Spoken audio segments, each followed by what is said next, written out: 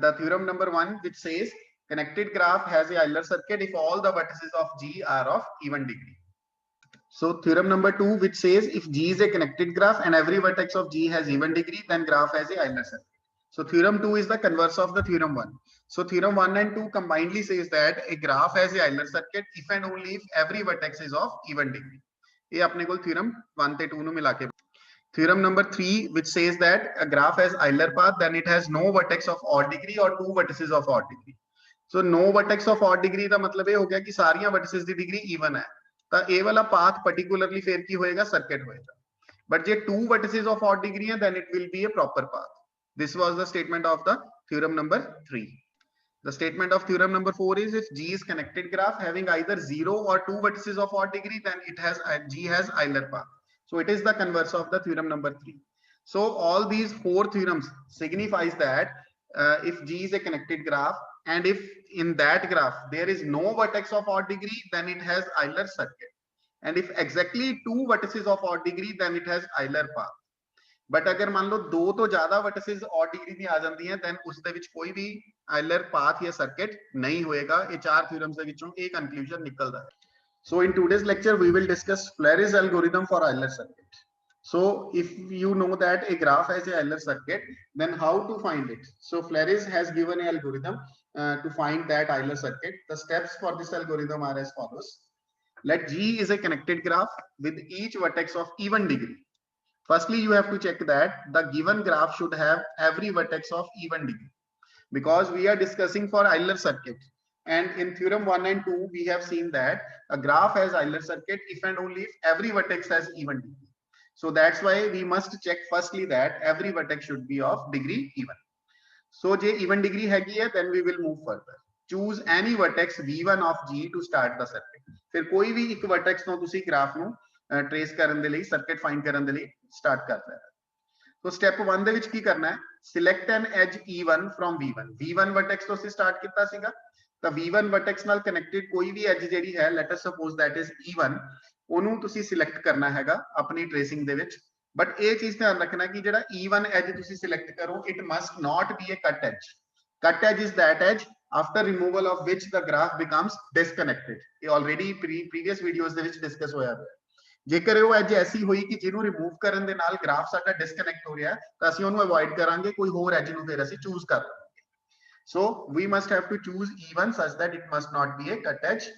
And फिर E1 ਦੇ through let us suppose take the vertex V1 to vertex V2. फिर ਅਸੀਂ V1 ਤੋਂ ਕਿਹੜੀ वर्टेक्स ਤੇ ਪਹੁੰਚ ਗਏ? V2 vertex. V1 ਕੋਲ ਸੀਗੇ ਤੇ V2 वर्टेक्स ਕੋਲ ਅਸੀਂ ਪਹੁੰਚ ਗਏ, ਬਟ ਇਹ ਐਜ ਕੱਟ ਐਜ ਨਹੀਂ ਹੋਣੀ ਚਾਹੀਦੀ. ਤੇ ਫਿਰ ਅਸੀਂ ਕੀ ਕਰਾਂਗੇ? ਇਸ ਐਜ ਨੂੰ ਗ੍ਰਾਫ ਦੇ ਵਿੱਚੋਂ ਰਿਮੂਵ ਕਰ ਦਾਂਗੇ. ਹੁਣ ਅਸੀਂ ਇਹਨੂੰ ਕੰਸੀਡਰ ਨਹੀਂ ਕਰਨਾ, ਇਹ ਕਿਉਂਕਿ ਟ੍ਰੇਸ ਹੋ ਚੁੱਕੀ, ਕਿਉਂਕਿ ਇੱਕ ਵਾਰੀ ਟ੍ਰੇਸ ਕਰਨੀ ਹੈ ਹਰੇਕ ਐਜ, ਇਹਨੂੰ ਗ੍ਰਾਫ ਚੋਂ ਅਸੀਂ ਡਿਲੀਟ ਕਰ ਦਵਾਂਗੇ ਇੱਕ ਟਾਈਮ. ਫਿਰ V2 ਕੋਲ ਅਸੀਂ ਪਹੁੰਚ ਚੁੱਕੇ ਹਾਂ, ਤਾਂ V2 ਕੋਲ ਪਹੁੰਚ ਕੇ ਅਸੀਂ ਕੀ ਕਰਾਂਗੇ? ਫਿਰ V2 ਤੋਂ ਚੈੱਕ ਕਰਾਂਗੇ ਕਿਹੜੀ ਐਜ ਨੂੰ ਟਰੈਵਲ ਕਰਨੀ, और उस तरह वही एज ਅਸੀਂ ਚੂਜ਼ ਕਰਾਂਗੇ ਜਿਹੜੀ ਕਿ ਕੱਟ ਐਜ ਨਹੀਂ ਹੋਏਗੀ. ਫਿਰ ਇਹੀ ਪ੍ਰੋਸੀਜਰ ਚੱਲਦਾ ਰਹੂਗਾ. ਫਿਰ ਇਸ ਐਜ ਨੂੰ ਅਸੀਂ ਰਿਮੂਵ ਕਰ ਦਾਂਗੇ ਐਂਡ ਇਸੇ ਸਟੈਪ 2 ਨੂੰ ਅਸੀਂ ਰਿਪੀਟ ਕਰ ਦਵਾਂਗੇ ਜਦ ਤੱਕ ਕੋਈ ਐਜ ਗ੍ਰਾਫ ਦੇ ਵਿੱਚ ਨਹੀਂ ਰਹਿ ਜਾਂਦਾ. Now I will explain it by an example, then it will be more clear to you. Example 1. Use Flary's algorithm to construct Euler circuit in the following graph. So this is the graph which is given to us, and we have to construct a Euler circuit here. So firstly we will notice the degree of every vertex. The vertex A has degree 4. You can see 4 edges are connected to A, so its degree is 4. Vertex B has degree 2. Vertex C has degree 4, these 4 edges. Vertex D has degree 2. Vertex E has degree 4. F has degree 2. G has 4 and H has degree 2. So every vertex is of even degree. So there is a Euler circuit in the graph surely. So now we use Flary's algorithm to construct it. So this is the table you can see on your screen, in which I have constructed a path in this second column. इस second column ਦੇ ਵਿੱਚ step by step ਅਸੀਂ ਜਿਹੜਾ Euler circuit ਦਾ ਹੈਗਾ ਉਹ ਅਸੀਂ trace ਕੀਤਾ ਹੈਗਾ. ਠੀਕ ਹੈ, ਤੇ ਇਸ ਤੋਂ ਬਾਅਦ ਫਿਰ ਅਸੀਂ ਜਿਹੜਾ ਹੈ step by step ਇਹ ਦੱਸਿਆ ਹੋਇਆ ਹੈ ਕਿ ਕਿਹੜੀ ਐਜ ਨੂੰ ਅਸੀਂ ਟਰੈਵਲ ਕਰ ਰਹੇ ਹਾਂ. You can see now I am from the first step I am starting it. ਤਾਂ A ਤੋਂ ਅਸੀਂ ਸਟਾਰਟ ਕੀਤਾ ਕਿਉਂਕਿ ਉੱਥੇ ਮੈਂਸ਼ਨ ਸੀਗਾ Flary's algorithm ਦੇ ਪਹਿਲੇ ਸਟੈਪ ਦੇ ਵਿੱਚ ਕਿਸੇ ਵੀ vertex ਤੋਂ ਤੁਸੀਂ ਸਟਾਰਟ ਕਰ ਸਕਦੇ ਹੋ. ਤਾਂ ਮੈਂ ਸਟਾਰਟਿੰਗ ਵਰਟੈਕਸ A ਲਿੱਤਾ ਹੈ, ਤੁਸੀਂ ਕੋਈ ਹੋਰ ਵਰਟੈਕਸ ਲੈਣਾ ਤਾਂ ਲੈ ਸਕਦੇ ਹੋ, ਨੋ ਇਸ਼ੂ। ਸੋ A ਵਰਟੈਕਸ ਤੋਂ ਮੈਂ ਸਟਾਰਟ ਕਰਨਾ ਚੂਜ਼ ਕੀਤਾ। ਹੁਣ A ਵਰਟੈਕਸ ਤੋਂ ਅਸੀਂ ਜੇ ਐਜਿਸ ਦੇਖੀਏ, 4 ਐਜਿਸ ਕਨੈਕਟਡ ਹੈ A ਵਰਟੈਕਸ ਨਾਲ।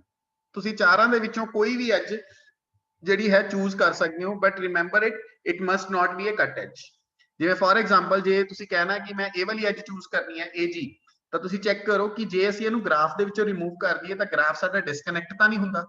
A ਕਿਸ ਨੂੰ ਕਨੈਕਟ ਕਰਦਾ ਸੀ, G ਨੂੰ ਕਨੈਕਟ ਕਰਦਾ ਸੀ। ਤਾਂ ਇਹਨੂੰ ਰਿਮੂਵ ਕਰਨ ਦੇ ਨਾਲ ਕਿਤੇ ਇਹ ਤਾਂ ਨਹੀਂ ਹੋਇਆ ਕਿ ਬਾਅਦ ਚ ਸਾਡਾ A ਤੇ G ਦੇ ਵਿੱਚ ਕਨੈਕਸ਼ਨ ਜਿਹੜਾ ਹੈਗਾ ਉਹ ਟੁੱਟ ਗਿਆ ਹੋਵੇ। ਤਾਂ ਨਹੀਂ ਟੁੱਟਿਆ, ਇਹ ਐਜ ਅਸੀਂ ਲੈ ਸਕਦੇ ਹਾਂ। ਸਿਮਿਲਰਲੀ A ਤੇ B, AB ਐਜ ਅਗਰ ਸਿਲੈਕਟ ਕਰਦੇ ਹਾਂ ਤਾਂ ਇਹਨੂੰ ਵੀ ਰਿਮੂਵ ਕਰਨ ਦੇ ਨਾਲ ਕਿਤੇ ਕਨੈਕਸ਼ਨ ਤਾਂ ਨਹੀਂ ਟੁੱਟਦਾ A ਦਾ B ਨਾਲੋਂ, ਨਹੀਂ। ਜੇ ਇਹਨੂੰ ਰਿਮੂਵ ਕਰਾਂਗੇ ਤਾਂ ਇਸ ਤਰ੍ਹਾਂ ਕਨੈਕਸ਼ਨ ਹੈਗਾ ਹਲੇ। ਤਾਂ A to C ਵੀ ਤੁਸੀਂ ਲੈ ਸਕਦੇ ਹੋ, ਸਿਮਿਲਰਲੀ A to D ਵੀ ਲੈ ਸਕਦੇ ਹੋ। ਤਾਂ ਹੀ ਕਰਕੇ ਉਹਨੇ ਰੀਜ਼ਨ ਲਿਖਿਆ ਮੈਂ ਇੱਕ ਐਜ ਚੂਜ਼ ਕਰਨੀ ਸੀ, so I have selected the edge AB। AB ਨੂੰ ਮੈंने ਸਿਲੈਕਟ ਕੀਤਾ ਹੈਗਾ ਔਰ ਰੀਜ਼ਨ ਕੀ ਦਿੱਤਾ, ਨੋ edge is a cut as, so choose ਐਨੀ। ਤਾਂ ਨਾਲ ਤੁਸੀਂ ਡਿਸਕ੍ਰਿਪਸ਼ਨ ਜਿਹੜੀ ਹੈਗੀ ਉਹ ਦੇਈ ਜਾਣੀ ਹੈ, why you are ਚੂਜ਼ਿੰਗ this as. ਤਾਂ ਇਹ ਵਾਲੀ ਐਜ ਅਸੀਂ AB ਜਿਹੜੀ ਹੈਗੀ ਆ ਉਹ ਚੂਜ਼ ਕਰ ਲਈ ਹੈ। ਸੋ ਐਜ ਜਦੋਂ ਚੂਜ਼ ਕਰ ਲਈ, ਫਿਰ ਕੀ ਸੀਗਾ ਆਪਣੇ ਕੋਲ ਸਟੈਪ, ਕੀ ਸੀਗਾ ਕਿ ਇਸ ਐਜ ਨੂੰ ਫਿਰ ਤੁਸੀਂ ਗ੍ਰਾਫ ਦੇ ਵਿੱਚੋਂ ਰਿਮੂਵ ਕਰ ਦੇਣਾ। ਤਾਂ ਇਹ ਦੇਖੋ, ਇਸ ਐਜ ਨੂੰ ਮੈंने ਗ੍ਰਾਫ ਦੇ ਵਿੱਚੋਂ ਰਿਮੂਵ ਕਰ ਲਿਆ, ਠੀਕ ਹੈ। ਤਾਂ AB ਐਜ ਨੂੰ ਗ੍ਰਾਫ ਦੇ ਵਿੱਚੋਂ ਅਸੀਂ ਰਿਮੂਵ ਕਰਵਾ ਦਿੱਤਾ। ਹੁਣ ਅਸੀਂ ਕਿਸ ਕੋਲ ਪਹੁੰਚ ਗਏ, B ਵਰਟੈਕਸ ਕੋਲ। B ਵਰਟੈਕਸ ਕੋਲ ਪਹੁੰਚ ਗਏ। ਹੁਣ B ਵਰਟੈਕਸ ਤੋਂ ਅਸੀਂ ਜਿਹੜੀ ਐਜ ਸਿਲੈਕਟ ਕਰਨ ਲੱਗੇ ਆ, ਦੈਟ ਇਜ਼ BC, ਕਿਉਂਕਿ ਕੋਈ ਹੋਰ ਆਪਸ਼ਨ ਹੀ ਨਹੀਂ। B ਵਰਟੈਕਸ ਨਾਲ ਕੋਈ ਐਜ ਹੋਰ ਕਨੈਕਟਡ ਬਚੀ ਹੋਈ ਨਹੀਂ, ਤਾਂ ਇੱਕੋ ਹੀ ਐਜ ਹੈ, ਦੈਟ ਇਜ਼ BC। ਇਸ ਦੇ ਨਾਲ ਸ਼ੋਰਲੀ B ਦਾ ਕਨੈਕਸ਼ਨ ਹੁਣ ਟੁੱਟ ਜਾਏਗਾ ਬਾਕੀ ਗ੍ਰਾਫ ਨਾਲੋਂ, but anyhow because we don't have any option, so we have to select BC. Only one edge from B remains. This is the reason. So that's why we are choosing BC and deleting it from the graph. ਤਾਂ ਇਸ BC ਨੂੰ ਵੀ graph ਦੇ ਵਿੱਚੋਂ ਅਸੀਂ delete ਕਰ ਦਿੱਤਾ। Now we are reached on to C. BC ਅਸੀਂ choose ਕੀਤਾ ਸੀ, ਠੀਕ ਹੈ। B ਤੋਂ ਹੁਣ ਅਸੀਂ C ਤੱਕ ਪਹੁੰਚ ਗਏ। ਹੁਣ C ਤੋਂ ਅਗਲੀ ਐਜ ਅਸੀਂ ਚੂਜ਼ ਕਰਨੀ ਹੈ। So we have 3 options from C. You can go from C to A, you can go from C to D and from C to E. ਇਹ ਤਿੰਨੋਂ ਡਾਇਰੈਕਸ਼ਨਸ ਦੇ ਵਿੱਚੋਂ ਕਿਤੇ ਵੀ ਜਾ ਸਕਦੇ ਹੋ, but remember no edge should be a cut edge, ਉਹ ਵਾਲੀ ਸਿਲੈਕਟ ਕਰਨੀ ਹੈ। ਤਾਂ C to A ਅਗਰ ਅਸੀਂ ਚੂਜ਼ ਕਰਦੇ ਹਾਂ, yes it is not a cut edge, ਕਰ ਸਕਦੇ ਹੋ। C to D ਅਗਰ ਚੂਜ਼ ਕਰਦੇ ਹੋ, yes it is also not a cut edge, ਠੀਕ ਹੈ, ਕਿਉਂਕਿ ਜੇ ਰਿਮੂਵ ਵੀ ਹੋ ਜਾਂਦੀ ਹੈ ਤਾਂ ਵੀ ਕਨੈਕਸ਼ਨ ਰਹੇਗਾ CD ਦਾ, ਔਰ ਅਗਰ CE ਚੂਜ਼ ਕਰਦੇ ਹੋ ਤਾਂ ਵੀ ਕਨੈਕਸ਼ਨ ਰਹੇਗਾ ਇਸ ਤਰ੍ਹਾਂ। ਤਾਂ ਇਸ ਲਈ ਕੋਈ ਵੀ ਐਜ ਤੁਸੀਂ ਜਿਹੜੀ ਹੈ ਸਿਲੈਕਟ ਉਰੇ ਕਰ ਸਕਦੇ ਹੋ, ਨੈਕਸਟ ਐਜ ਜਿਹੜੀ ਹੈ। So that's why I have chosen CD। ਇੱਕ ਐਜ ਸਿਲੈਕਟ ਕਰਨੀ ਸੀ, CD ਚੂਜ਼ ਕਰ ਲਿਆ। ਨੋ edge is a cut as, so choose any. CD ਨੂੰ ਚੂਜ਼ ਕਰ ਲਿਆ ਔਰ ਇਸ ਨੂੰ ਗ੍ਰਾਫ ਦੇ ਵਿੱਚੋਂ ਫਿਰ ਡਿਲੀਟ ਕਰ ਦਿੱਤਾ। ਹੁਣ ਗ੍ਰਾਫ ਦੇ ਵਿੱਚੋਂ ਡਿਲੀਟ ਕਰਤਾ, ਅਸੀਂ D ਕੋਲ ਪਹੁੰਚ ਗਏ। ਹੁਣ D ਕੋਲ ਜਦੋਂ ਪਹੁੰਚ ਗਏ ਹੈਗੇ, ABCD ਨਾਲ ਨਾਲ ਤੁਸੀਂ ਚੈੱਕ ਕਰ ਸਕਦੇ ਹੋ, ਪਾਥ ਬਣ ਰਿਹਾ ਹੈਗਾ।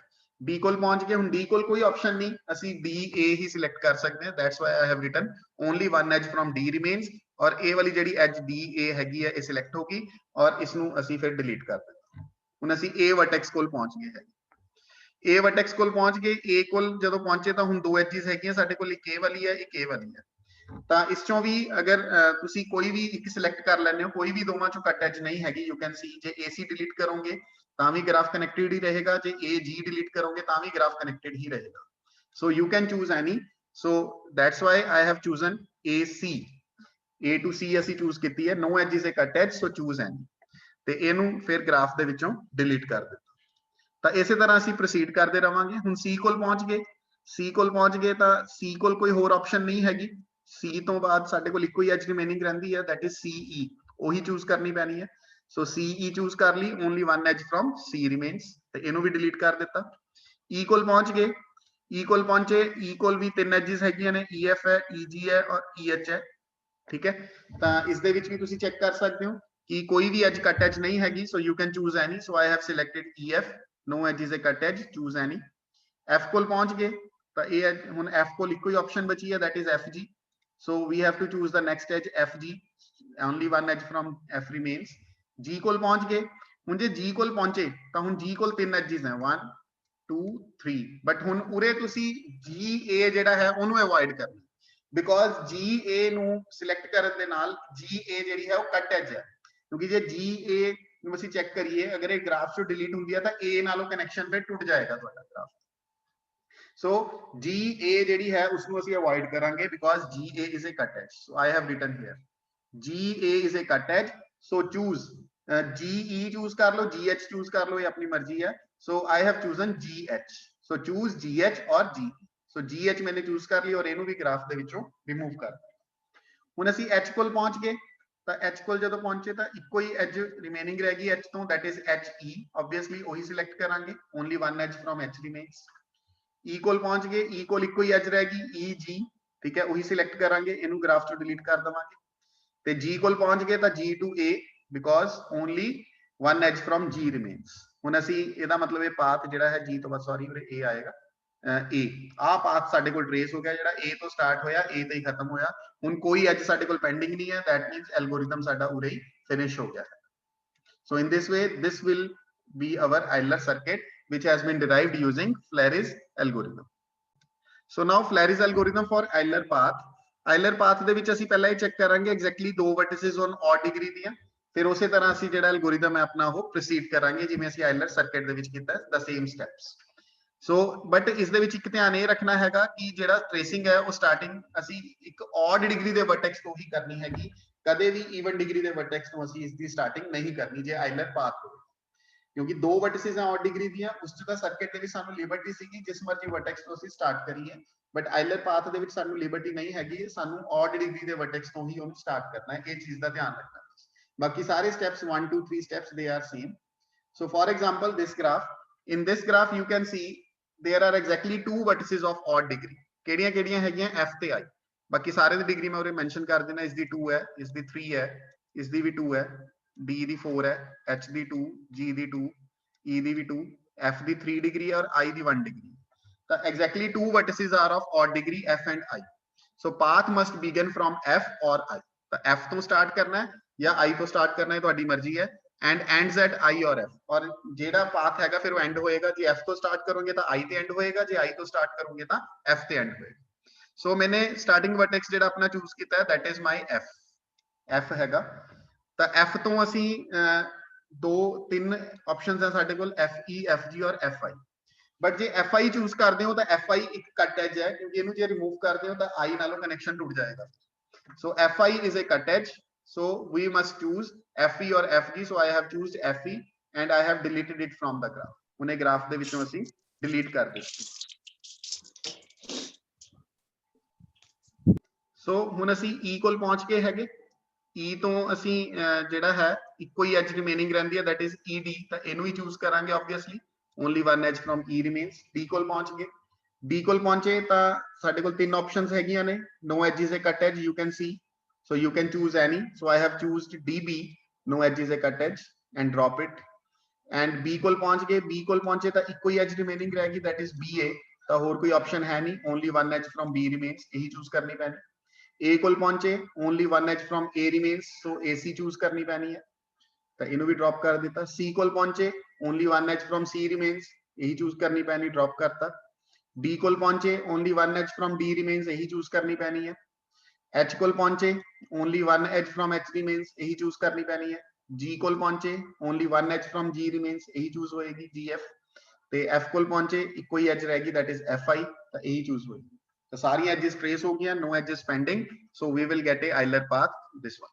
this is a required Euler path by the Flary's algorithm।